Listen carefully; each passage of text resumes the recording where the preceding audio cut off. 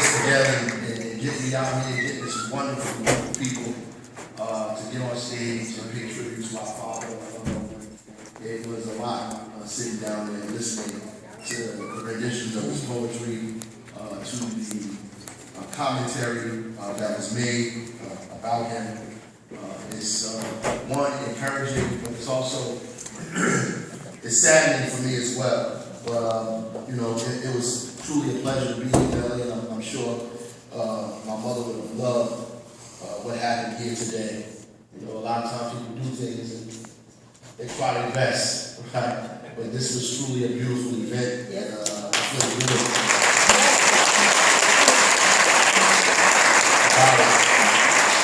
Absolutely feel good about it. I'm going to be excited to call my mother and tell her. Hopefully we get a piece of that tape up there. We can see somebody video or something. Get that and all these people got it. I can get here and show my mother what's happening here this afternoon, 3,000 miles away from Newark, New Jersey. So it's an incredible thing. You know, my father was more to us than just, of course, an activist, a poet, a revolutionary. He was, of course, our father, right? So first and foremost, that's important that you actually have a father, a figure that is there for you, that is protective. So my father, to me, if anything happened in our city or in this place that I thought threatened our well-being, my father would step up. And it wasn't just the kind of thing you see on TV, this kind of mythological kind of thing, that daddy is a protector thing. It was the fact that he spoke truth to power, that he didn't allow things to take place without speaking to it. There are things that are taking place in our neighborhoods, in our communities every single day, and that we're quiet about it. We're absolutely quiet about it. So, you know, one thing that Jubilee said that he said that's killer, is important, is, you know, our job is just not to talk bad about our enemies, but to actually fight them, right? So he would fight them. So if something was going on in the school system, you would see him at the school board meetings. Amiri Baraka, international poet, playwright, activist. He would be in the audience of the school board, and he would get up and speak at the school board meetings. Like, that wasn't beneath him. He wasn't, and then later he would go to maybe a poetry reading or event, and go back and write a play or whatever he was doing. But he was involved in what was happening in the city for real. Like not just talking bad about what was going on in the living room or in cool hip sets with revolutionary academic folks, right? He would actually be there and say something about it. So if something was going on in the city that he thought was incorrect, he would come down and speak at the city council meetings. If he thought the mayor was doing something that he thought wasn't right, he'd wait for the mayor outside the mayor's office. He came to youth meetings and youth organizations to speak to them, to organize them, to help the struggle continue itself. He did that, right? He was a part of what was actually going on as it was going on. He wasn't history, he was making history. And he was doing it every single day. So that kind of protection is the protection that I'm talking about. That if something happened, I could always go home and tell my father.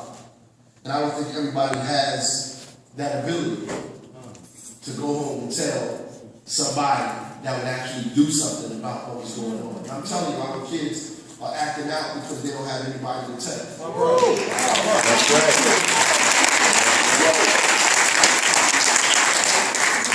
Nobody's doing anything about it.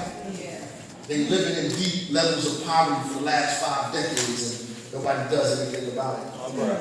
They're shutting down their schools and their neighborhoods and taking them completely over, and nobody's doing anything about it. Our unemployment rate has been twice that of the national rate for the last 6 decades, and nobody's doing anything about it. African American boys are like 50% unemployed, and nobody's even saying anything.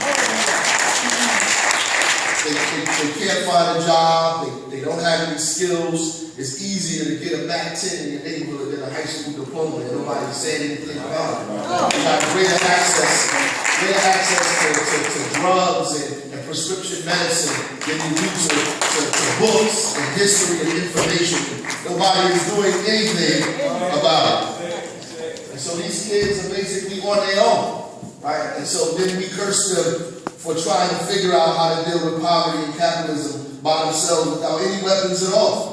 Any weapon of theory, any intellectual leadership, any guidance. No more community meetings. So they're doing it on their own. They're out in the street trying to make sense of what's happening in their lives. And so they turn on each other. Because the enemy that they see is the enemy right in front of them.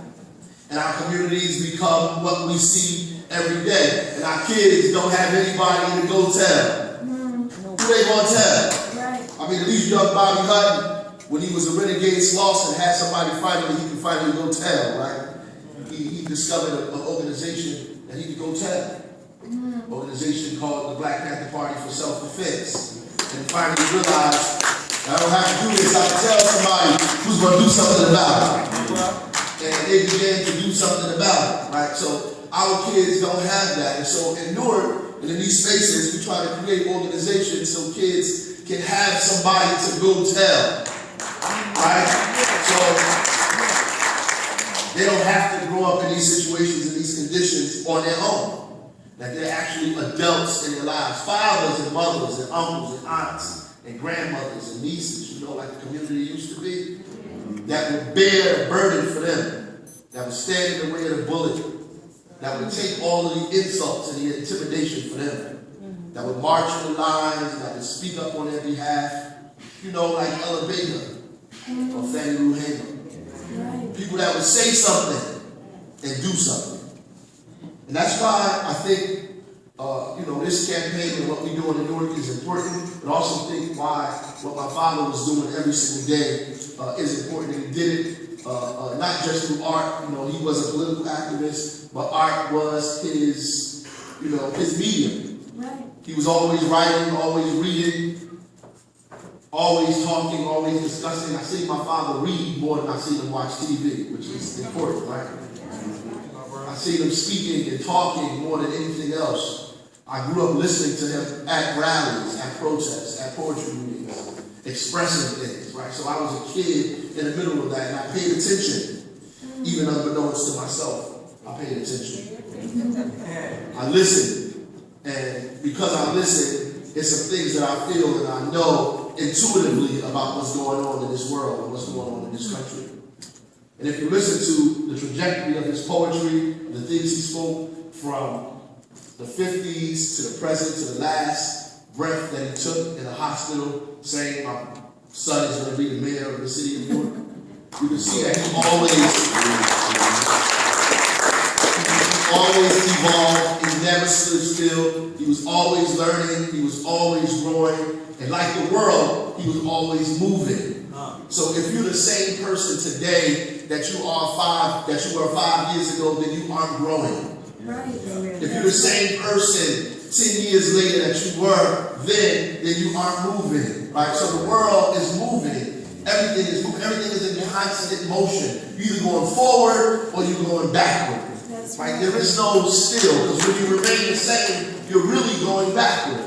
You have to be moving forward, right? And that's what he was doing, moving forward, trying to get closer and closer to the truth, closer and closer to the real weapon that could bring this whole thing down and transform this place into a real democracy. He was constantly looking for that place. Some of us get satisfied and comfortable where we are, and we're stuck there and can't understand anything or anybody else who does not resemble what we resemble, because we're stuck.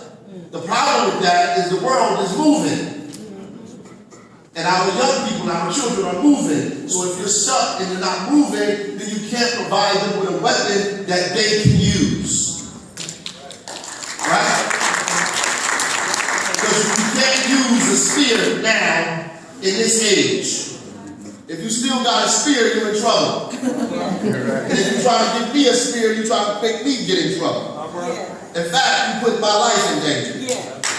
Right? So you have to always be moving, always be transforming, always be thinking, right? It doesn't mean that you are wishy-washy. The foundation is still the same: freedom, justice, and equality, right? Democracy, but you're always moving and moving and moving, trying to find how you get closer and closer to freedom.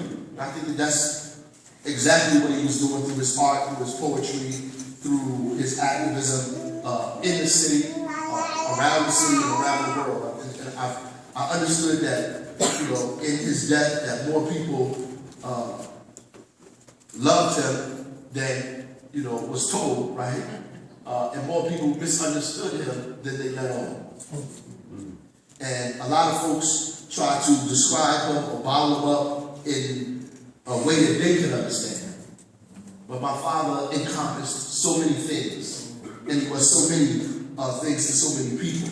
Right? So I want to read a poem before I get out of here. He always told me, never lose your poet license.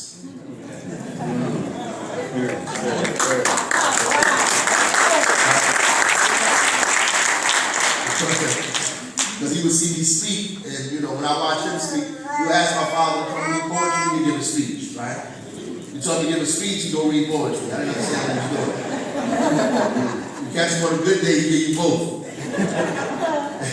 And he would say, never lose your poet license, always read poetry, stay with the art, like culture. Culture is a weapon. I'm calling Brown, talking about that, right? Culture is a weapon, and we need to use it for our benefit and on our behalf. So it's apropos that Jubilee talked about when he got arrested around the Newark rebellion, that they read his poem in the court. And he always tells that story too. They read his poem in the court because his poem was the weapon. And they understood that politically, even though he made satire out of it, they understood that politically that words were, like bombs. And they can incite people to think and change their condition. Have you ever seen black fire? I mean, the fire itself, black, it burns deep. It never goes out. A volcanic whirlwind of heater, blue-black fire. You can feel its warmth through and through, millions of miles away. It has its own wind. Many feel it but can't discover its origin. Sun-Ra, language and tongues only heard about. It gives birth, creates and reproduces itself into itself, and all around it, there is life.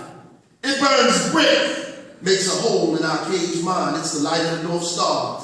At its base, its darkness and triple stages, yeah, the bluest black I ever felt. Have you ever seen black fire? It burns deep, it never goes out. Have you ever seen black fire? It burns deep, it never goes out. At its origin of things, the thought that thought of itself and turned itself into itself, it is Malcolm's voice. 116th Street, final call in his left hand. It hides in the screams at the Audubon Ballroom, impregnating our children's minds with self-determination.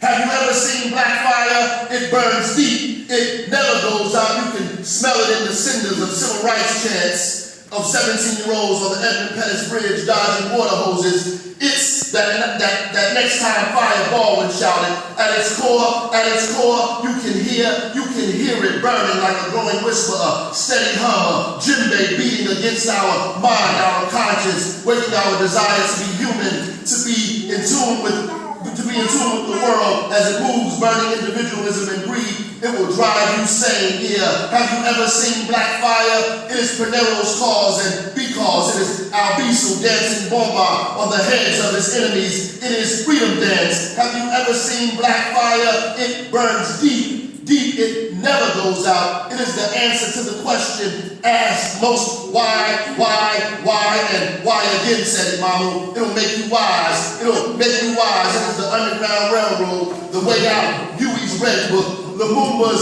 spirit, Mandela's raised fist. It rests in the poems of friends of mine, waiting to explode all over our next day, our day after, our right nows, and light up our tomorrows. We are many soldiers, an army of them, of artists, armed with only our language and our history, vowing never to be slaves, to always be against poverty and dead children before their time, to live forever, and finish the sentences of writers long gone. Have you ever seen black fire, it burns deep, it never goes out. You can try and extinguish it, but it never goes out. You can try to extinguish it, but it never goes out.